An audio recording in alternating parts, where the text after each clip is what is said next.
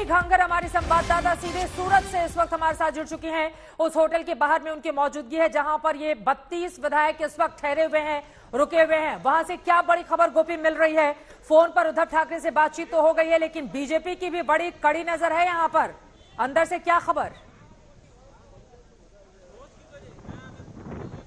बिल्कुल चित्रा, बीजेपी की कड़ी नजर बनी हुई है और बीजेपी के ही जो गुजरात के अध्यक्ष है उनके जरिए ये पूरा अरेंजमेंट जो है वो किया गया है। करीब 32 जो विधायक है, 30 शिवसेना के विधायक है, जबकि 2 जो विधायक है वो निर्दलीय विधायक है। और यहाँ पे क्योंकि बीजेपी भी कोई किसी भी तरीके की कोई लापरवाही बरतना नहीं चाहती है, जिसके चलते सुरक्षा का भी चाक चौबंद इंतजाम किया गया है। आप विजुअल्स में देख सकते हैं, यहाँ पे जो भी लोग आते हैं उनको पूछा जाता है कि वो कौन है। जब भी यहाँ पे आप देख सकते हैं कि पुलिस के जरिए पूरी डिटेल ली जाती है, हर गाड़ी को यहाँ पे रोक दिया जाता है।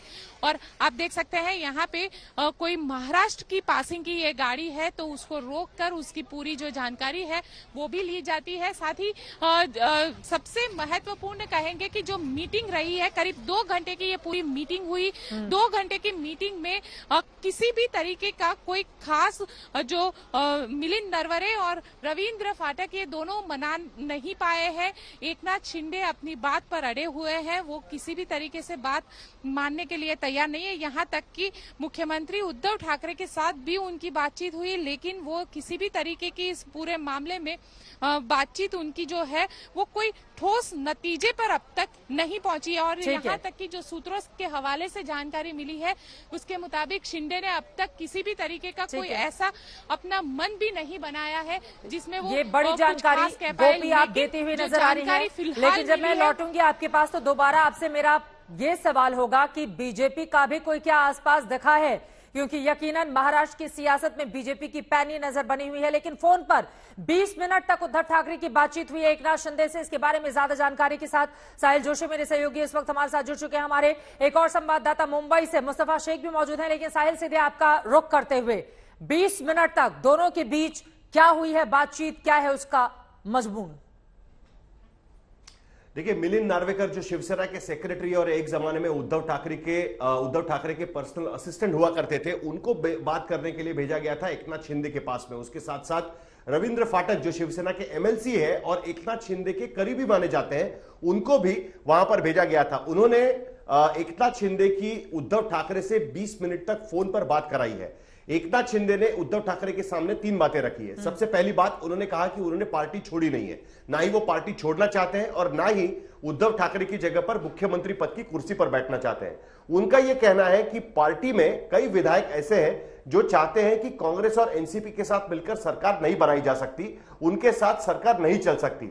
एकनाथ शिंदे के साथ जो विधायक है वो महाराष्ट्र के पश्चिम महाराष्ट्र, विदर्भ और मराठवाड़ा इलाके से आते हैं, जिन्होंने कांग्रेस एनसीपी के उम्मीदवार के खिलाफ चुनाव लड़कर चुनाव जीता है। उनका यह मानना है कि कांग्रेस एनसीपी के साथ सरकार बनाने से उनके चुनाव क्षेत्र में उन्हें दिक्कतें हो रही है, जिसके वजह से उनके साथ सरकार नहीं बनानी चाहिए। उस पर उद्धव ठाकरे ने एकनाथ शिंदे को यह कहा कि आपकी बात सही भी होगी, तब भी जिस तरीके से भारतीय जनता पार्टी उद्धव ठाकरे और उसके साथ साथ शिवसेना के नेताओं को ट्रीट कर रही है, जिस तरीके से सेंट्रल एजेंसीज का उपयोग करके उनके नेताओं पर दबाव बनाया जा रहा है, उसके चलते यह अलायंस होना मुश्किल है। उस पर एकनाथ शिंदे का यह कहना था कि उनका फैसला वो ले, अगर नहीं लिया जाता तो उनके सामने उनका फैसला वो ले सकते हैं। यानी एकनाथ शिंदे का यह कहना एक तरीके से डेडलाइन उनको दे दिया है कि आप भारतीय जनता पार्टी के साथ अलायंस को लेकर अपना फैसला ले ले, जो भी आपके मसले बीजेपी के साथ है वो सुलझाए जा सकते हैं, लेकिन कांग्रेस एनसीपी के साथ अलायंस करके उनके विधायकोों की जो पॉलिटिकल दिक्कतें बढ़ेगी उसको सुलझाया नहीं जा सकता, जिसके चलते बीजेपी के साथ अलायंस करके सरकार बनाई। ये बातचीत हुई है। और एक बातचीत रहा, सुनिए 1 मिनट। उसके बाद एक बात एक और हुई है कि एकनाथ शिंदे ने यह कहा है उनको कि उनके पास 35 विधायकों का समर्थन हासिल है। जो चिट्ठी उद्धव ठाकरे की तरफ से महाराष्ट्र के डिप्टी स्पीकर को भेजी गई थी एकनाथ शिंदे को हटाने की, उस पर 22 विधायकों के सिग्नेचर थे। यानी अभी भी ज्यादा विधायक एकनाथ शिंदे के साथ है। हालांकि शिवसेना का दावा है कि ज्यादा से ज्यादा विधायक उनके साथ आ सकते हैं, अगर एकनाथ शिंदे मुंबई लौटेंगे तभी यह हो पाएगा। लेकिन कुल मिलाकर एकनाथ शिंदे पूरी तैयारी के साथ सूरत में, जहां पर बीजेपी का शासन है, वहां पर गए हुए हैं और यह शिवसेना के लिए बहुत बड़ी दिक्कत की बात है। और इस दिक्कत से कैसे वो पार पाएगी, ये भी बड़ा सवाल है। उद्धव ठाकरे ने फोन पर 20 मिनट बातचीत तो कर ली है, लेकिन क्या एकनाथ शिंदे जो चाहते हैं वो ख्वाब उनका पूरा हो पाएगा, ये भी बड़ा सवाल है। क्योंकि वो चाहते हैं एनसीपी कांग्रेस से रिश्ता तोड़े और बीजेपी से जोड़ लें। क्या ये संभव हो पाएगा, ये बड़ा सवाल है। मुस्तफा शेख भी हमारे संवाददाता इस वक्त मातोश्री से हमारे साथ जुड़ चुके हैं। शिवसेना भवन जहां पर सैकड़ों की तादाद में जो शिव सैनिक है उनके पहुंचने का सिलसिला लगातार जारी था दोपहर से ही। सीधे मुस्तफा, आपका रुख करते हुए अब आगे की रणनीति शिवसेना की क्या होने वाली है? फोन पर बातचीत भी हुई, एकनाथ शिंदे से इशारा मिला है क्या कि वो मुंबई आएंगे? क्योंकि कहा जा रहा है आप मुंबई आइए, उद्धव ठाकरे से आमने सामने आकर बातचीत कीजिए। क्या जानकारी मिल रही है इस बाबत? जी बिल्कुल, ये बात समझ में आ रही है शिवसेना की तरफ से कि सारी कोशिशें की जा रही है कि एकनाथ शिंदे वापस आ जाए। एकनाथ शिंदे अगर वापस नहीं आते हैं तो उनके साथ ज्यादा से ज्यादा जो शिवसेना के एमएलए गए हुए हैं वो वापस आ जाए। ये बात भी दोपहर तक में सुनाई दे रही थी कि कुछ 7 एमएलए हैं जिनके घर वालों ने ये कंप्लेंट की है कि वो लोग मिसिंग है। तो ये सारी चीजों को आप देख करके एक प्रेशर टैक्टिक के तौर पर देखा जा सकता है। अगर एकनाथ शिंदे ने जो ट्वीट किया है उस ट्वीट को आधार लेते हुए देखें तो ये बात समझ में आती है कि कहीं ना कहीं शिवसेना से नाता नहीं तोड़ना चाहते हैं, लेकिन हिंदुत्व से जो नाता टूटा है उसे जोड़ने की कोशिश एकनाथ शिंदे कर रहे हैं। अब ये देखना होगा कि उद्धव ठाकरे के सामने क्या विकल्प बचते हैं। अगर 2/3 मेजोरिटी शिवसेना की एकनाथ शिंदे के पास है तो फिर जो हॉर्स ट्रेडिंग आप कह सकते हैं कि विधायकों को जो निकाला जा सकता है पार्टी चेंज करने पे, वो लॉ भी इन पर लागू नहीं होगा। दूसरी एक बड़ी बात ये भी है कि यहाँ पर सरकार में जाने की बात एकनाथ शिंदे बीजेपी के साथ कर रहे हैं। क्या बीजेपी को यह एक्सेप्टेबल है कि शिवसेना के साथ फिर से सरकार बनाई जाए? क्योंकि बीजेपी के सूत्रों के हिसाब से वो चाहते हैं कि शिवसेना में स्प्लिट हो जाए, एकनाथ शिंदे उस स्प्लिट को लीड करें और एकनाथ शिंदे के साथ मिलकर देवेंद्र फडणवीस की सरकार बनाए। तो ये सारी बातें आप इफ एंड बट्स पे फिलहाल टिकी हुई है। अब जैसे समय जाता है देखना ये होगा कि एकनाथ शिंदे का क्या रुख होता है, क्योंकि वो सूरत तक तो पहुंच चुके हैं रिसोर्ट में, लेकिन महाराष्ट्र की राजनीति में जो भूचाल है वो कब लाने वाले हैं, उनका प्लान ऑफ एक्शन क्या है, इस पर सारी यही बड़ा सवाल है। इसी सवाल के साथ सीधे गोपी घांगर का रुख करेंगे। वो सूरत में उसी होटल के बाहर मौजूद हैं।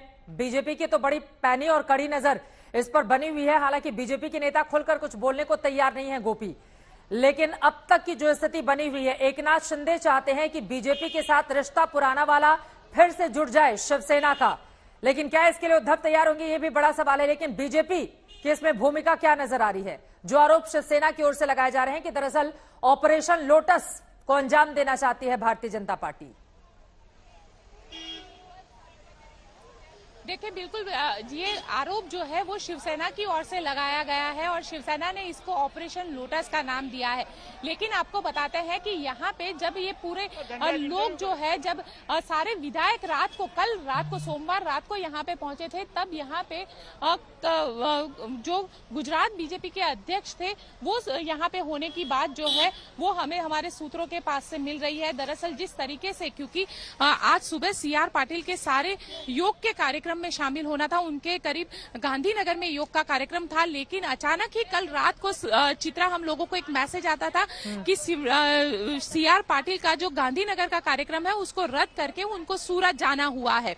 अब जब सूरत जाना हुआ है, हालांकि सुबह में ये खबर आई करीब 8 बजे के आसपास, किस तरीके से सारे जो विधायक है वो यहाँ पे पहुंचे हुए हैं और ये भी सूत्रों से जानकारी मिल पा रही है कि ये पूरा जो इंतजाम है वो CR पाटिल के जरिए किया गया है। यहाँ तक कि सुबह तड़के तक CR पाटिल यहीं पे इसी होटल के अंदर मौजूद थे, उन्होंने ही ये सारा इंतजाम किया है। यहाँ तक कि बीजेपी के कुछ जो विश्वासु CR पाटिल के नेता है वो भी इस वक्त, गुजरात बीजेपी के जो नेता है वो भी इस वक्त यहाँ होटल के अंदर मौजूद है।